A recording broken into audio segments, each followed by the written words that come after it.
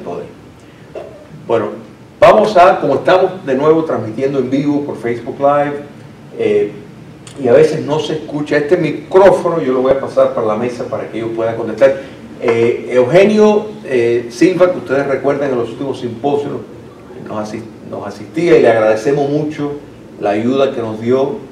Bueno, no puede seguirlo haciendo por un inconveniente, un cambio de trabajo, de horario de trabajo que le conviene a él, pero bueno, no nos puede seguir asistiendo y le agradecemos la ayuda que nos dio.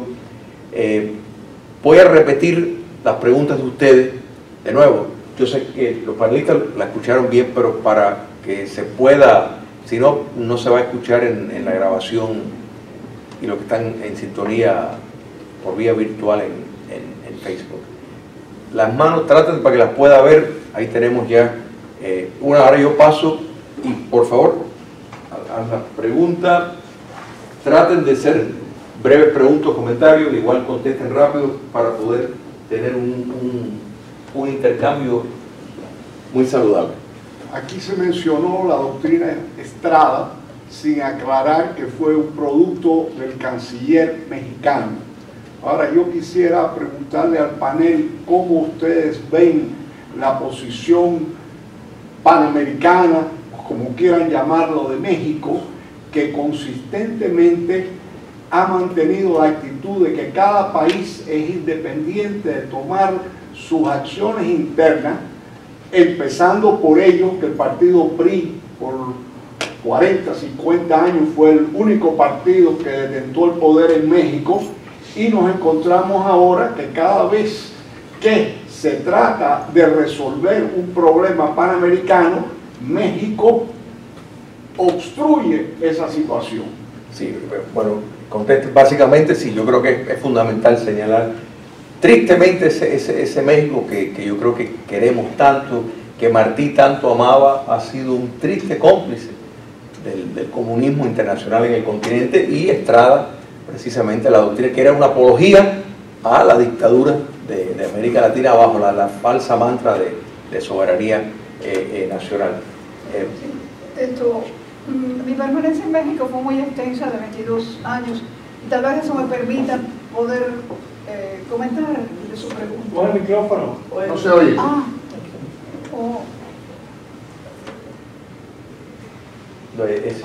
¿Se oye? No. En Facebook te van a oír bien, pero aquí, si quieres puedes venir para acá, si quieres, o si no, lamentablemente acá no tiene extensión. Está tristón. Bueno, no se ve nada, ¿no? No.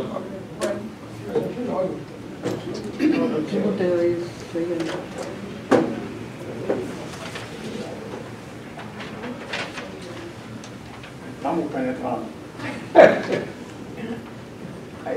Política al fin ha tenido, como tiene la ley mexicana, una serie de excepciones. Les dice siempre, esto es así, así, así. Al cárcel hay una aclaración que dice, queda en manos del funcionario correspondiente decidir en la situación que sea lo que se haga. Señor mío, la vivencia mía en México fue de 22 años y medio, muy parecida a la amiga a Teresa Aguirre. La situación nuestra de los cubanos en México con la aplicación de la doctrina Estrada fue terrible. Esa Secretaría de Gobernación manejó exquisitamente el filtro para que el cubano de pensamiento libre no prosperara en México y le fuera sumamente difícil mantener su estancia allí o simplemente llegar. Sin embargo, en la época del presidente Echeverría se hizo un viaje en barco a todo Mecate, lleno de figuras políticas y musicales, a La Habana, Cuba, para entrevistarse con el señor Fidel Castro.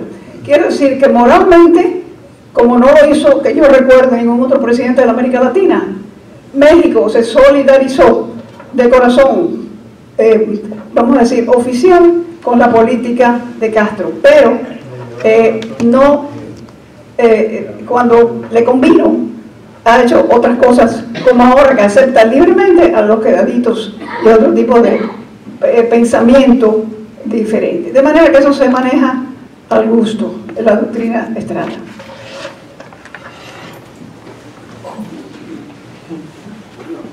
México es el país de Cantinflas, así que ya con eso.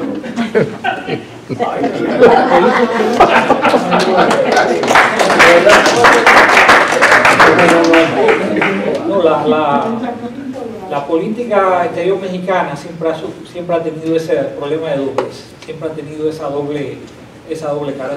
Eso siempre ha sido como planteaba la doctora. Yo también viví en México un tiempo y sí realmente los cubanos tenían dificultades para progresar en México, tenían muchas dificultades para progresar en México, sobre todo si se expresaban políticamente en algún momento. A veces se ha dicho que México, que fue el único país, prácticamente el único país que no le metieron una guerrilla por la cabeza, fue por esta razón fue como un pacto no firmado entre el gobierno de Cuba y los gobiernos mexicanos, que compraron una determinada tranquilidad en base a esa doblez de política internacional que ellos tenían con Cuba. Y así ellos, en todo, no solamente en cuestiones de política internacional, en todo ellos han tenido esa, como dijo Fran, es una situación de cantinfleo. Ellos siempre han tenido esa posición. Pero eso es característico de la diplomacia mexicana. Ha sido característico y sigue siendo característico de la diplomacia mexicana. Pero hay que recordar que ellos fueron los que invadieron a Cuba. En México se dice, ustedes de Cuba nos mandaron a Cortés y nosotros les mandamos a Fidel. Ellos no son neutrales. Ahí estaban los republicanos españoles conspirando, entrenando a la guerrilla y querían derribar al gobierno de Cuba. O sea que ellos neutrales nunca han sido. No, y solo añadir un segundito. La embajada castrista en México es uno de los centros de operaciones de inteligencia más grandes que tiene Cuba comunista fuera de su territorio. Si vemos, por ejemplo, a López Obrador, que es un ideólogo, y uno dice, uy, pero ¿cómo está siguiendo ciertos dictámenes? Bueno, si no hubiera un presidente, el presidente actual, si no hubiera habido el del partido opositor, probablemente la inmigración lo hubiera convertido en crisis, porque eso es una de las estrategias. No todo se sabe públicamente, pero pueden estar convencidos que una de las exigencias fuertes que le hizo esta administración a México fue: procuren cuidar la frontera, o tal vez nosotros vamos a mandar tropas allá para hacer el trabajo de ustedes.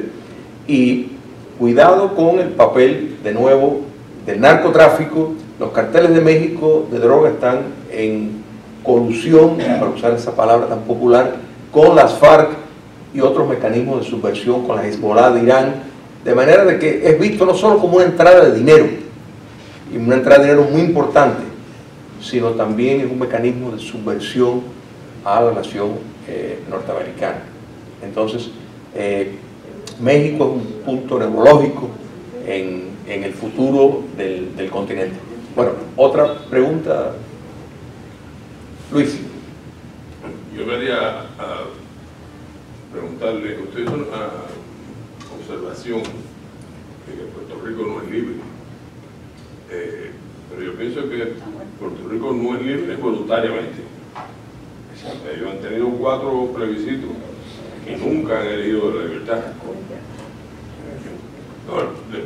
Quería comentar sobre eso, ¿no? Porque Puerto Rico, vamos a comentar por Puerto Rico. ¿Cómo Puerto Rico iban a salir cuando sonó el grito de Yara? Estaba planteado el grito de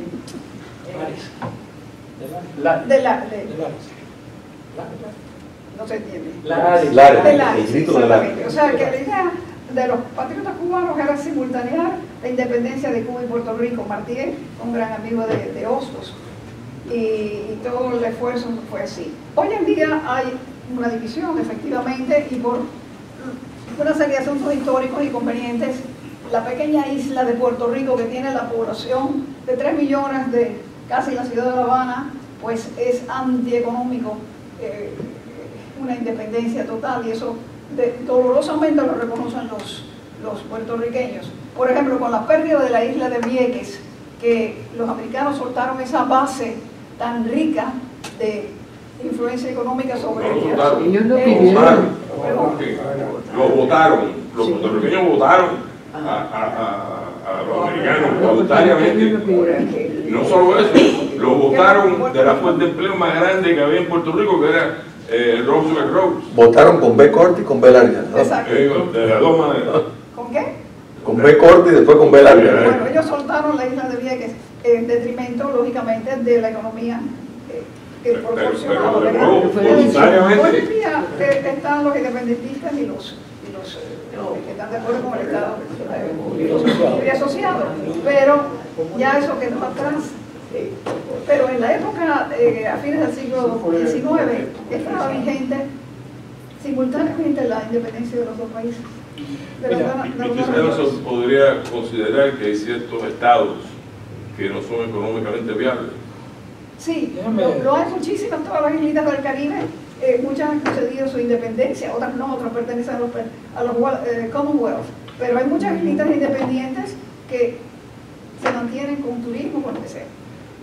Yo quería decir una cosa con respecto a Puerto Rico. En Puerto Rico existió un movimiento independentista bastante fuerte hasta la Segunda Guerra Mundial. Después de la Segunda Guerra Mundial, cuando hubieron una serie de cambios en la administración norteamericana con respecto a Puerto Rico, el independentismo empezó a decaer. Y hoy en día el independentismo casi es inexistente en Puerto Rico. Prácticamente ningún puertorriqueño considera que debe ser independiente, por la razón de ese fatalismo de que ven a la isla de Puerto Rico como un país inviable.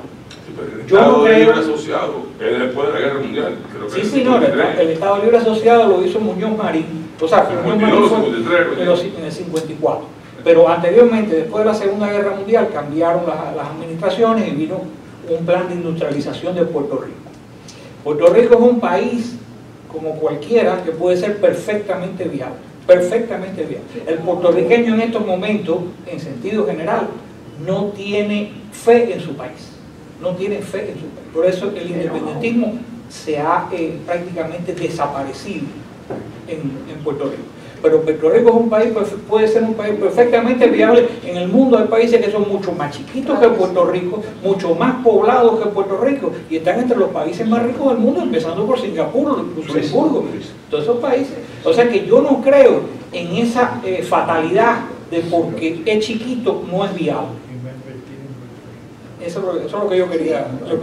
Es probable que De Martí haber estado vivo cuando la independencia de Cuba hubiera existido en Puerto Rico, o sea, el sentir de la unión que había en el esfuerzo independentista. Puerto Rico es un país que está perdiendo población, porque la gente no quiere, los puertorriqueños no quieren vivir en Puerto Rico, no tienen fe en Puerto Rico. ¿Otra pregunta? ¿Cómo nosotros podemos decir que los países latinoamericanos se van a preocupar porque haya comunismo en Cuba, cuando fue los Estados Unidos los que puso, la Marina de los Estados Unidos fue la que puso el comunismo en Cuba?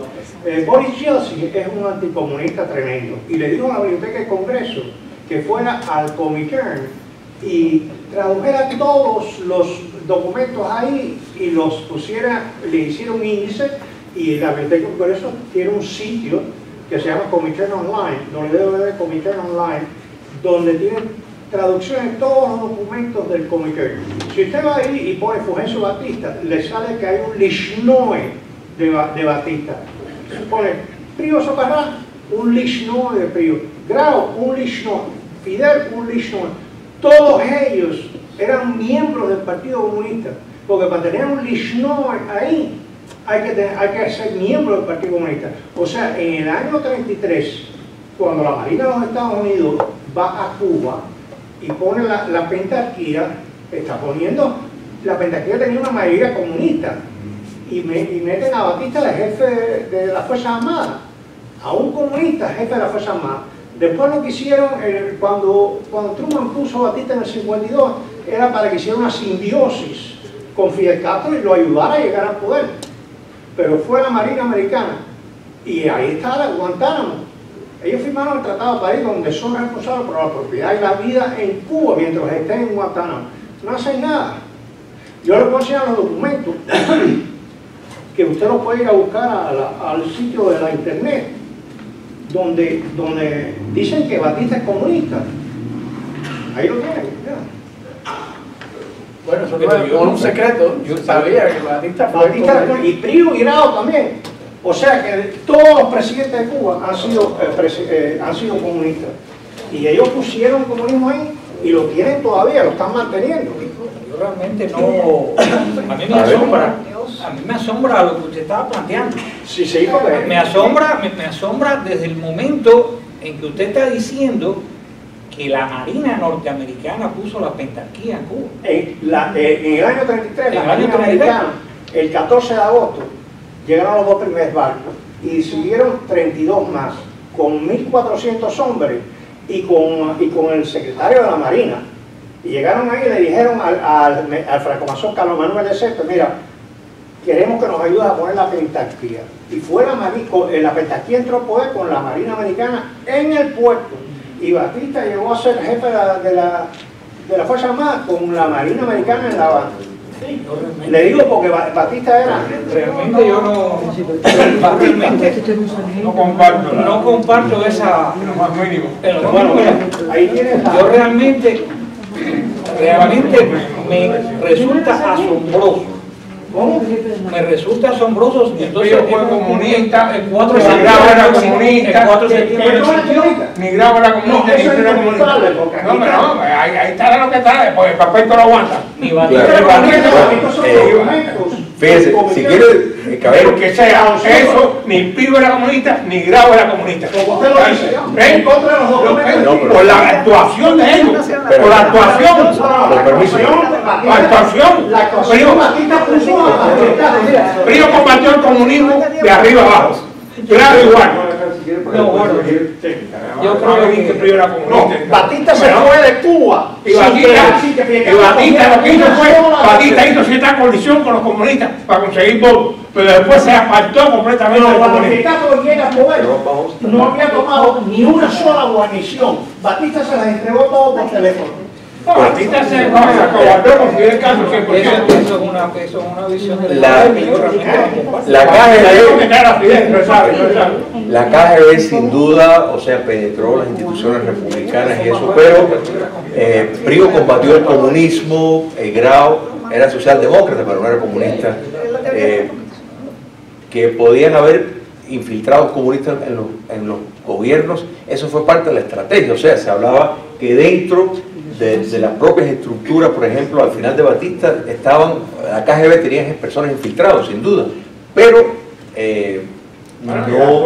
pero claro, Por ejemplo, el presidente en ningún momento te dice que Batista le estaba ayudando a ganar victoria. Batista le ponía 8 hombres en una montaña y Fidel Castro era con 40 y los mataba a todos. Una victoria para Fidel Castro. sí, pero Eso lo dice Ramón Marquín en su libro. claro, pero no es, o sea, lo que pasa es que las operaciones de la KGB, sin lugar a duda, fueron amplias, y Cuba, desde la década de los años 20, jugó un papel fundamental para la subversión en el continente. Ahora, muchas de las figuras esas que has mencionado, no, al contrario, Prío combatió el comunismo, o sea, lo sacó, limpió a los sindicatos que estaban llenos de comunistas, los limpió. Pero bueno, vamos a otra. No coincido con lo que Sí, usted cerró está el periódico diciendo. ese de- Quiero nada más mencionar Claro, sacó a los comunistas El Soviet a la Caribe. serie. que refleja muy bien lo que usted está diciendo de que cómo la KGB empezó a usar Cuba desde la década del 20, como Antonio Meyer, toda esa gente. ¿Cómo se llama el libro? El Soviet Caribeño. El Soviet Caribeño, perfecto, efectivamente. Es un libro interesantísimo. De Reinel Aguilera, amigo mío, muy bueno. Y ahí él puede también conocer la influencia de la KGB y cómo colaboraron el Partido Comunista y Batista en cierta medida, porque él era comunista. Y ese- Pero Batista no era. Y ese libro precisamente lo obtuvo del informe de la inteligencia del ex bloque comunista, o sea que realmente la presencia de Barcelona y de Normal después en Cuba, estamos hablando del año 20 y pico, 30, y eventualmente en una serie de hechos. También se menciona el hecho de que Fidel Castro fue contactado y se convirtió en un agente comunista en la residencia de Mario Lazo. Entonces, ¿cuál es la influencia? Mario Lazo fue capitán del ejército americano en la Primera Guerra Mundial, teniendo los bufetes más importantes de La Habana, y por otro lado publica en el exilio un libro que se llama Con Daga en el corazón. Sí. Vamos a ponernos de acuerdo, volvemos a Mario Moreno. Mira, William Weyland, o sea,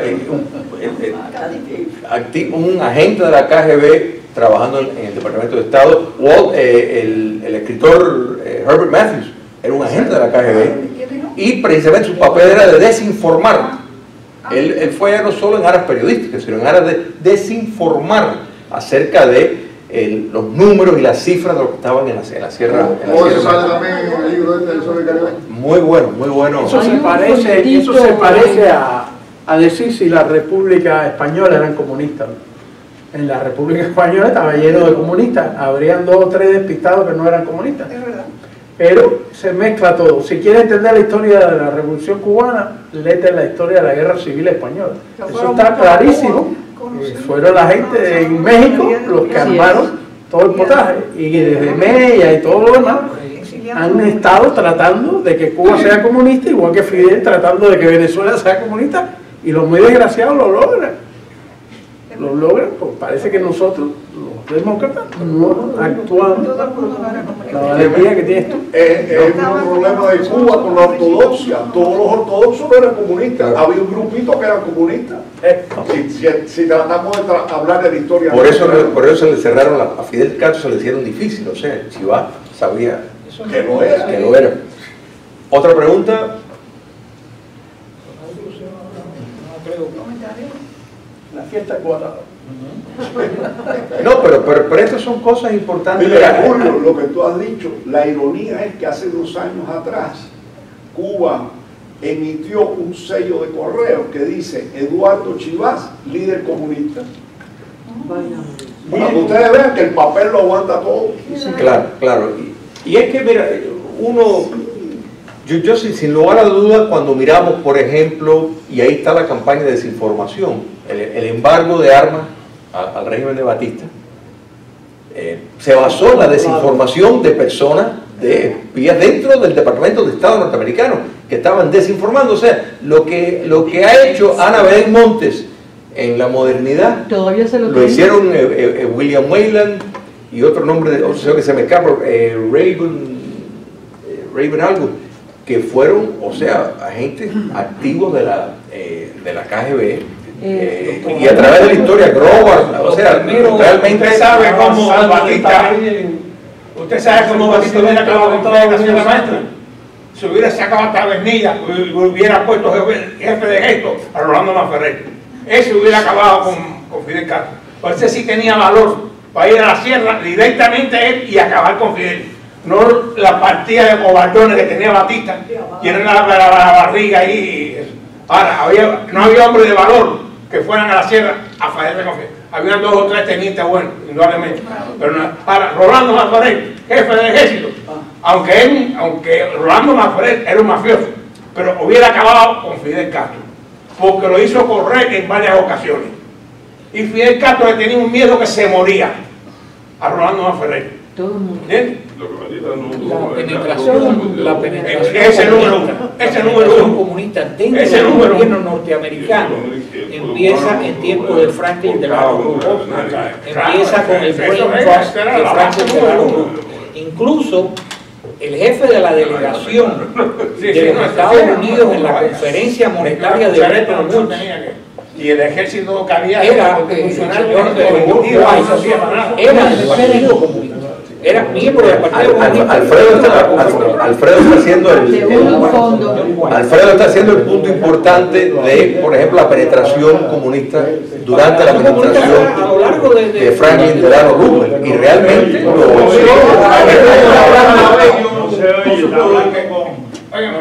pero vamos a seguir. Alfredo estaba haciendo el punto de la penetración comunista, por ejemplo, la administración de Franklin Delano Roosevelt, al punto que lograron enormes concesiones y después de la Segunda Guerra Mundial, la mayoría de esa gente con filiación comunista o filiación de participación dentro del Partido Comunista o simpatía por el comunismo se nuclearon fundamentalmente en el Departamento de Estado de los Estados Unidos. Y actualmente el Departamento de Estado de los Estados Unidos tiene una amplia simpatía por la izquierda mundial. Y lo ha demostrado. Ahora Trump está limpiando un poco el Departamento de Estado. Ese Departamento de Estado ahora lleno de izquierdistas. ¿La mujer de Roosevelt no era comunista? Sí, ¿cómo no? Y ella fue la de los derechos humanos. El señor, el que invadió a Cuba no fue la Armada, fue Sumner Welles, que fue el que tumbó a Machado y preparó el potaje ese para la pentarquía. Sumner Welles era homosexual y tenía un amigo en todo ese grupo de izquierdistas. Sumner Welles no era izquierdista, pero el amigo sí lo era. Eso todo está en los libros escritos. No, mira, los problemas, y sin lugar a dudas, ya voy a dar paso, los Estados Unidos han cometido muchos errores, o sea, muchos errores, y aún los comete, y en grande, cuando vemos básicamente un abandono, o sea, le ha cedido el continente a los chinos, a los rusos, a los iraníes. Pero ¿qué tú vas a hacer con un Déjame país explicar como una cosa. Argentina? Déjame explicar una cosa. Que No tiene sentido. Harakiri, no sé cómo tú quieres llamarlo, Harakiri. Luis, el comentario coincide con lo que Frank estaba viendo previamente, que el éxito de ellos está en que los demócratas no actúan como deberían. O sea, no es que ellos son geniales, pero es por el abandono de los demócratas de estar perdiendo, como el papel, por ejemplo, del Grupo de Lima. La pérdida de tiempo total ante un enemigo como el que tiene el continente y no se en da este por la momento. apatía de los pueblos. Mira, déjame explicar una cosa. Mucho de eso es manipulable y mira, son malos propagandistas. O sea, la ideología, el terreno ideológico se ha abandonado prácticamente y no se puede depender solo de la economía. En otras palabras, decir, bueno, si estamos bien económicamente ya todo el mundo va a entender y dar por obvio. Las personas necesitan algo más grande para creer en eso. Y la ideología es que Julio, la educación. Formación cívica es fundamental. Y eso, Se si no se hace, mira, por eso nosotros tenemos estos eventos. Es la humilde intención de descifrar y combatir el alfabetismo político, que es lo que quieren los regímenes dictatoriales. Nosotros los digo desde el 60. No, aquí yo creo que a mí me escuchan aquí. Se lo iba a lograr. Yo creo que hay que estar claro en la actuación de los Estados Unidos en la caída de Machado en el año 1933, porque eso, la proyección continental que hubo en aquellos momentos, la proyección continental que tenían los Estados Unidos en aquellos momentos, a partir de ahí empezaron a cambiar muchas cosas. Como decía el doctor, Sumner Welles llegó para sacar a Machado del poder. Es una componenda, le dieron un golpe de Estado, pusieron a Carlos Manuel de Céspedes. Carlos Manuel de Céspedes fue el hombre que designó Sumner Welles para que continuara un machadismo sin Machado. La pentarquía y el golpe de Estado del 4 de septiembre no lo admitió jamás Sumner Welles. O sea, eso no lo puso Sumner Welles. Sumner Welles pidió al gobierno americano, a Franklin Roosevelt, que desembarcara a los marines en Cuba. Lo que pasa es que a eso se opuso. Si los marines no desembarcaron en Cuba en aquellos momentos, fue porque el secretario de Estado, el señor Cordell Hull, en Montevideo iba a haber una conferencia panamericana que se hizo en el año 33. Ellos iban a plantear una nueva política con respecto al hemisferio que se llamó la política del buen vecino. Si hubieran intervenido en Cuba, se hubiera derrumbado completamente la diplomacia norteamericana del buen vecino, que ellos consideraban iba a cambiar toda la política con respecto al continente. Y por eso Sumner Welles, la proyección de Sumner Welles de invadir Cuba con los marines nunca se pudo dar, porque Cordell Hull se opuso y Franklin Roosevelt estuvo de acuerdo en la posición de Cordell Hull porque iba a debilitar completamente la posición norteamericana dentro del hemisferio, que ya tenía la fama de imperialista y que ellos querían completamente cambiar. Esa fue la situación que se dio en esos meses de agosto, septiembre del año 33 en Cuba, que por un pelo no desembarcaron los marines. Y la pentarquía, que fue producto del golpe del 4 de septiembre, que vino detrás del golpe del 4 de septiembre con el directorio estudiantil universitario, fue en contra de los deseos y de la imposición del señor Benjamin Sumner Welles. Fue como fue la historia de esos. Ahora hay el caso que Carbó nombra a Batista jefe del ejército, lo hace coronel y lo lleva a hablar con Sumner Welles. Y mientras tanto los otros 4 miembros de la pentarquía no sabían absolutamente nada. La pentarquía duró 5 días. 5 días duró la pentarquía. A los 5 días, el 10 de septiembre, quedó Grau simplemente como presidente. Y Sumner Welles no aceptó a Grau hasta que tumbaron a Grau. En el 34, en enero del 34, que tumbaron a Grau definitivamente porque Batista le dijo: mira, el ejército no te apoya, y salió Grau, pusieron a Miguel. Lo que pasa es que esta gente, que si decimos que son comunistas, no, sí eran izquierdistas. Bueno, Grau, toda esa gente, Quintera, bueno, Mella totalmente comunista. Y ahí se mezcla el izquierdismo, como en Estados Unidos hoy. El señor ¿Cuándo se elimina el Yo tengo una pregunta. La América Latina es socialista. El 14 de marzo, si mal no recuerdo, del año 1934, porque eso formaba parte de la posición norteamericana del buen vecino. De ahí salieron las tropas norteamericanas que estaban en Haití, de ahí salieron las tropas norteamericanas que estaban en Nicaragua. O sea, todo eso formó parte del mismo conglomerado de esa nueva diplomacia que quiso proyectar Franklin Roosevelt con respecto a la América Latina. La abolición de la enmienda. El libro de Sergio Capó está en la biblioteca, en la universidad. Sergio Capó dice, entre comillas, Lenin, el más grande dios del Olimpo desde Napoleón, con más seguidores de Cristo. Sergio Capó dio un viaje a Rusia cuando tal estaba en el poder. Para eso tenía que ser miembro del Partido Comunista. Y Sali, que era otro miembro de la pentarquía, era el presidente de una organización que estaba dedicada a traer comunistas españoles exilados en Francia a Cuba. Esos dos eran comunistas. Y Grau, ahí está el documento oficial que dice que Grau... Si seguimos así, hasta no es comunista. A ver, Ana María, por favor, ¿tiene una pregunta? Sí, mi pregunta es, y a los tres, ¿qué papel juega la banca internacional en agarrar toda esta fortuna robada a los pueblos y a las naciones y reciclarlas amoralmente?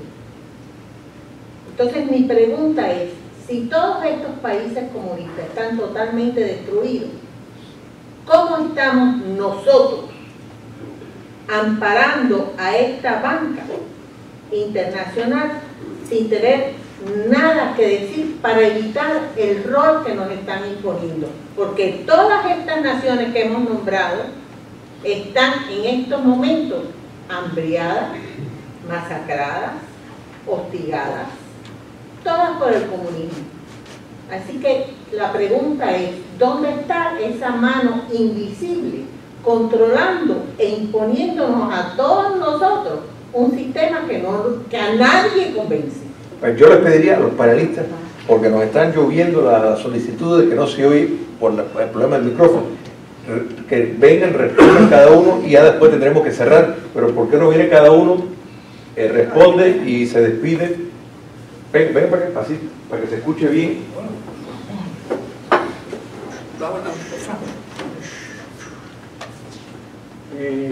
Yo trabajo en Sunny Isles Beach, que le llaman el pequeño Moscú, y eso está lleno de oligarcas, se cayó el comunismo y entonces ya no son comunistas. No hay que preocuparse, ya no son comunistas.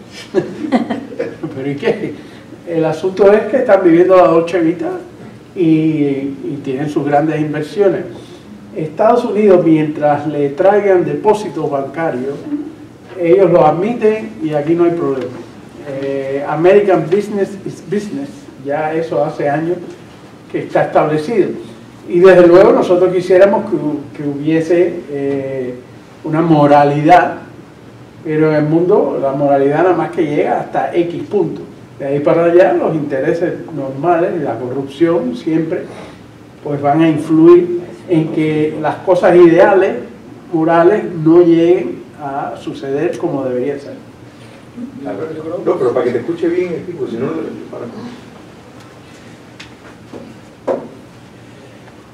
Yo creo, me parece interpretar lo que usted pregunta en su conexión, la conexión de lo que estaba hablando Frank, del dinero que se lava a partir de la banca internacional o el dinero que viene aquí. Aquí está bastante perseguido eso. Aquí eso es una cosa bastante perseguida. O sea, hay toda una serie de cadenas que se establecen en el mundo a través de los paraísos fiscales, etcétera, donde mucho de ese dinero mal habido se lava. Es una situación que tendría necesariamente que irse afilando cada vez más la manera de perseguir ese dinero, pero eso no es tan fácil. Eso no es tan fácil. La banca internacional como tal, o sea, cuando decimos banca internacional, no sé exactamente a qué usted se está refiriendo. O sea, si me pudiera explicar un poquito mejor. Bueno, yo me refiero a lo que es totalmente obvio, por ejemplo, en el mundo nuestro, en el exilio cubano.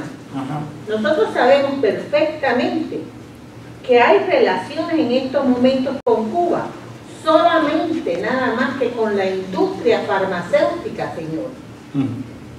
¿Y dónde está en estos momentos la industria farmacéutica si no es dominada por la dinastía castrista aquí en el mismo Miami? Y no estamos haciendo nada. O sea, estamos indiscutiblemente comprando el mecate con el que nos estamos ahorcando. Pero entonces me parece que es un poco ilógico que estemos hablando y filosofiando tanto cuando nosotros estamos en estos momentos aceptando que este dinero y esta basura nos esté ahorcando a la larga, nos está desangrando. ¿Qué usted propone? O sea, yo lo que propongo, bueno, a Dios gracias, tenemos un Trump que creo en estos momentos, Julio, que no fue tanto la amenaza a México de la Armada Americana invadiendo, no, fue el control cuando le dijo, no más negocio con ustedes. Y aquí cerramos la compuerta. Yo creo que sí, que es muy necesario cerrarle las compuertas a esta gente.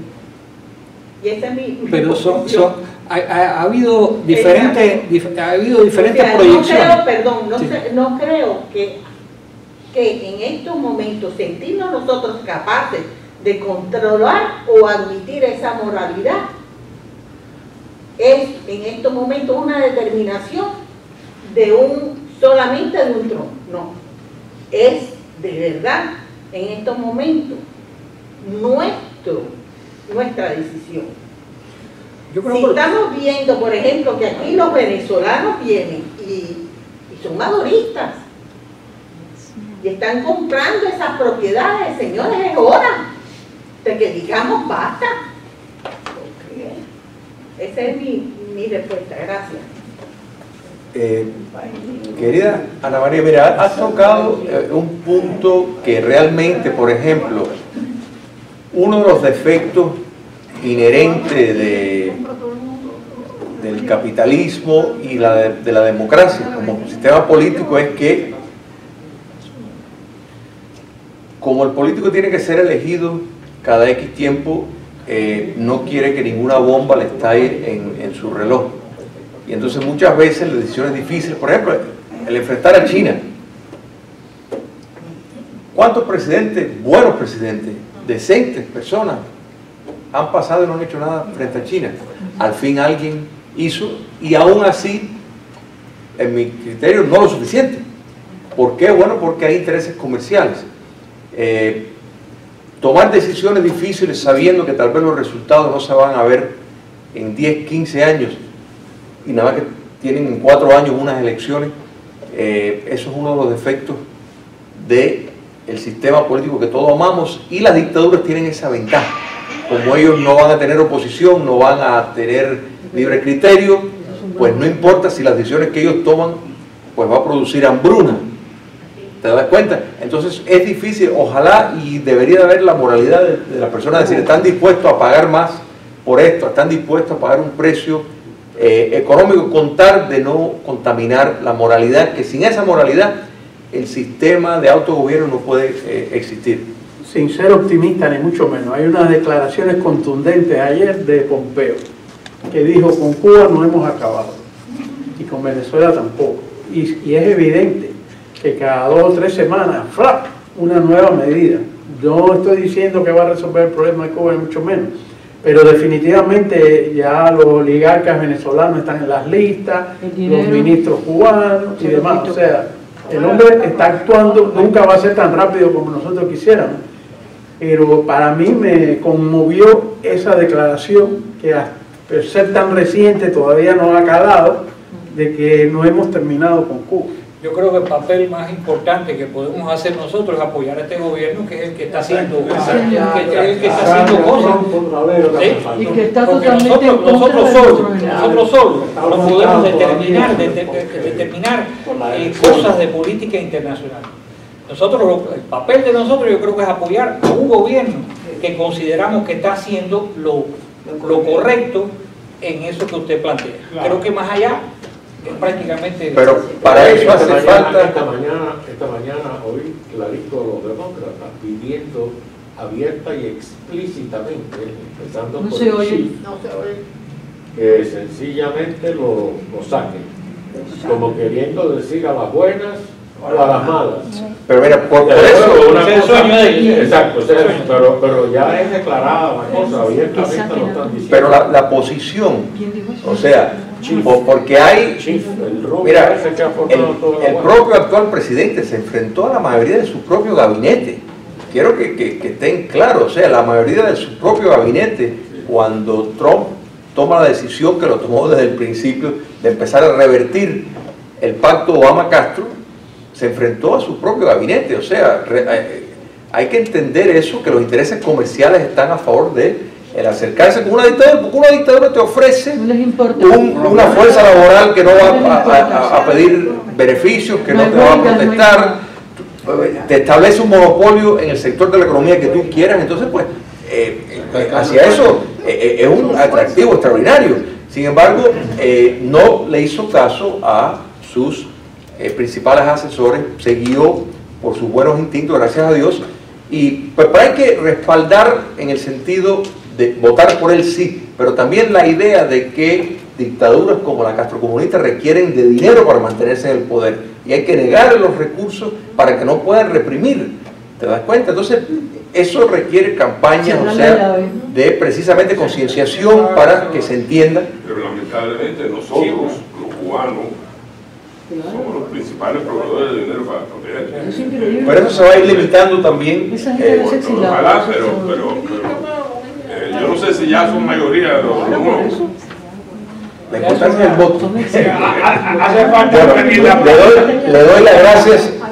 Ya es una cuestión un poco personal. En referencia a lo que decía Chiqui, si lo hubiera nunca no estoy de acuerdo en que este país todo el mundo es libre de ir a donde quiera, cuando quiera y como quiera. Ahora, los que van a Cuba deben de estar muy conscientes de que en Cuba hay dengue, allí no se vacunan a los niños, no se vacuna a nadie, y están allí por lo menos 2 semanas. Todo lo que hay lo cogen ellos y los traen para acá. ¿Y quién los cogen? Nosotros que estamos aquí sentados, que vayan, pero cuando regresen que lo pongan en cuarentena 45 días para ver qué es lo que traen, que no lo pasen a los demás. Y se lo paguen gracias. Tiene ganas de ir, quédate allá. A los panelistas No, por esta disertación. Gracias a ustedes por estar aquí. Muchas gracias. Cuando me preguntan, ¿y no has ido a Cuba? Les digo, nunca me fui. An encyclopedia. I love it.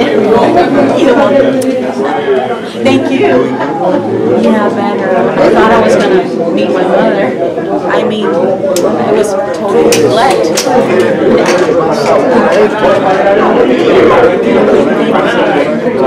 Habla de la pluralidad y alcanza los foros